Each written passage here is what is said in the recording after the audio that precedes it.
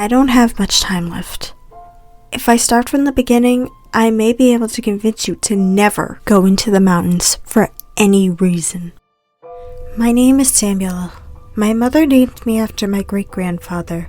She told me my name held power. Biblically, that is. My father was an avid hunter and fisherman. That's where I must have gotten my habits from. My father would take me hunting and fishing just about everywhere in North Carolina, except the mountains.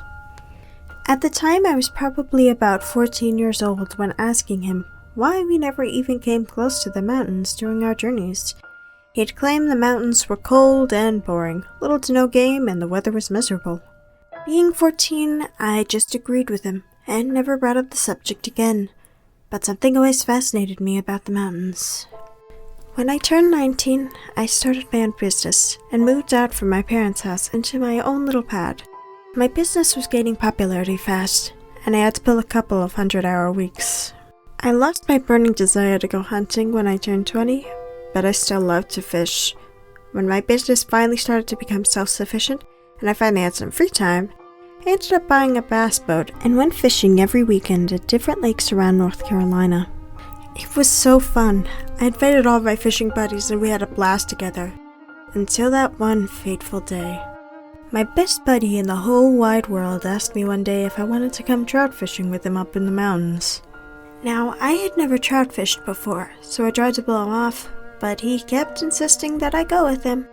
I reluctantly agreed, and then we're driving towards the Appalachian Mountains. My heart raced the whole way there. I had never seen the mountains. I'm sure I overpacked for such a little trip, but I wanted this to be a trip to remember. My friend eventually pulls over on the side of an empty back road and gets out. I'm not seeing any water, but he tells me we're hiking to the stream, and there's usually a lot of trout. I excitedly grabbed my gear and set off behind him. We hiked from about 9 in the morning all the way until 10:30. My feet hurt, and my excitement had long since worn off. We came upon a river. It wasn't particularly special. I asked him if this was it, and all he said was, "Watch this!" He cast his line into the water, and within a couple of seconds, he'd reeled in a pretty good-sized trout. We sat there for hours, fishing and making some amazing memories, until it started to get dark. I told him we should go back, but he kept claiming that there was a much larger fish tucked under a couple of rocks he wanted to get. The sun was setting quickly. "Let's go, dude," I hollered at him. He seemed like he was in a trance, eyes glued to the water. I told him that I was going to the car, and that if he didn't join me in 30 minutes, I was leaving. The forest was dark, but the tops of the trees still had light. I didn't even bring a flashlight because I didn't think we were staying so long, so I just turned on my phone's flashlight.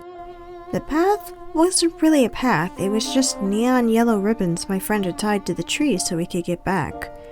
It got really dark about 15 minutes into my walk, and I started jogging. The forest was eerily silent, like every living thing knew there was an apex predator nearby. After another 10 minutes of jogging, the ribbons stopped appearing every so often, until they disappeared completely. Scared I took a wrong turn, I turned around and headed back the way I came. Then I heard it. My friend's blood-curdling scream filled the silent woods. Panicked, I ran in the opposite direction of the scream. I'm not a fighter. I didn't even bring a firearm, so I just ran and apologized under my breath. My lungs felt like they were on fire. I had to stop. Once I had, I shined my phone's flashlight into the surrounding woods in search of anything out of the ordinary. Right at the end of my light's reach, there was a person. It was my friend. I slowly walked up towards him. He had his back to me. I reached my hand out to touch his shoulder and stopped cold in my tracks. There were pale white hands with long claws protruding from where my friend's hands used to be. He was twitching slightly. Something was wrong. I turned around and bolted away at full speed. It sounded like my friend had the same idea and started chasing me. At first it sounded like a normal person running, but it turned into almost a sort of galloping sound, like a four-legged creature would do. I had only run for a short time when I came upon a metal tower. I didn't even think. I just climbed up the ladder faster than I thought possible. I had made it about 10 steps up when I heard some of the metal near the lower section crash, and the whole tower vibrated.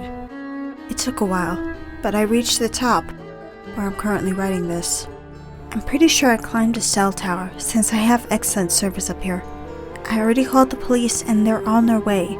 They claimed it would take them a couple hours to get to me. The thing that was wearing my friend is a suit. He's most likely still down there. So, I'm stuck here, praying, hoping that this thing can't climb ladders.